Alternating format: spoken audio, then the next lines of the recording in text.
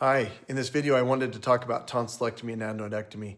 I'll explain why we do this surgery, what actually happens on the day of surgery, and then what to expect afterwards. I always like to say that the surgery is the easy part, the recovery is the hard part. So what are the tonsils and adenoid?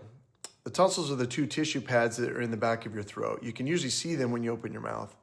They're a lymphoid tissue that can vary in size from person to person, and it tends to get larger and inflamed with infection or allergy. The adenoid is also lymphoid tissue, but in a different location.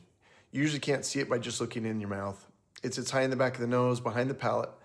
In kids, the adenoid can be enlarged and can contribute to nasal obstruction, mouth breathing, snoring, and sleep-disordered breathing. So why do we recommend removing tonsils and adenoid? There's really three main reasons that we would consider surgery. The first is recurring throat infections. Now this applies to both children and adults. These are the kids, teens, or sometimes adults who keep getting tonsillitis, strep throat, sore throats, fevers, swollen glands, tonsil exudate, missed school, missed work, antibiotics, and it just keeps happening. The American Academy of Otolaryngology head and neck surgery guidelines say that tonsillectomy may be considered when infections are frequent enough.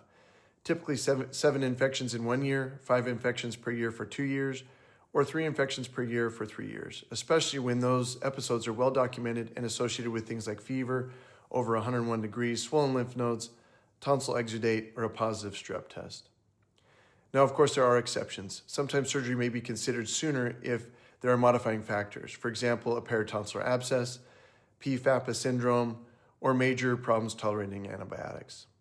Now, the second major reason is airway obstruction, or what we often call sleep-disordered breathing in children, sleep apnea in adults. This is very common in younger children. The tonsils can be big in the back of the throat, and the adenoid can be large in the back of the nose.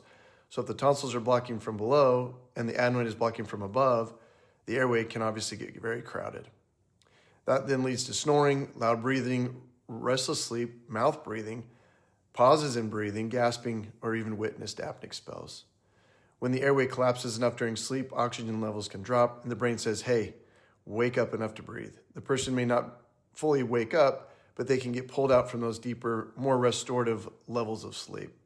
That's why sleep-disordered breathing can sometimes be associated with daytime fatigue, behavioral issues, crankiness, poor school performance, bedwetting, and even growth concerns in children. Now, a sleep study isn't required before surgery in children if symptoms are clear that sleep-disordered breathing exists and they have noted enlarged tonsils. In children where symptoms aren't as clear, though, a sleep study may be helpful in determining if tonsils and adenoid surgery might be helpful. Now, there's also a third category we talk about, and that is cryptic tonsils and tonsil stones.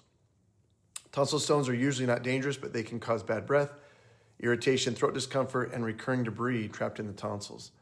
Typically, we try conservative measures first, like good oral hygiene, brushing, saltwater gargles, but if the problem persists and is significant enough, tonsillectomy can be considered. So how do we do it? When we do a tonsillectomy and adenoidectomy, we remove the tonsils through the mouth. And if needed, we remove the adenoid through the mouth actually as well. And again, there are no external incisions. The procedure itself is usually pretty quick. You come in, go home the same day. Again, no external incisions. And when you leave, you look the same. The main change, of course, is that you have a sore throat. And that sore throat is the main thing that we have to manage during recovery. During recovery, expect ups and downs. Stay ahead of the pain with medications that your surgical team recommends. In children, this is typically Tylenol and ibuprofen. In adults, stronger medication may be provided. Push fluids, keep things cold and soft, watch for bleeding, and follow the instructions from your surgical team.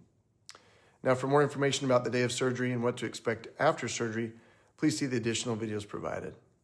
So in summary, tonsillectomy and adenoidectomy is one of the most common surgeries that we do in ENT. For the right patient, it can make a big difference. Fewer infections, better breathing, better sleep, and often better daytime function. Now that's the overview of why we consider tonsillectomy and adenoidectomy.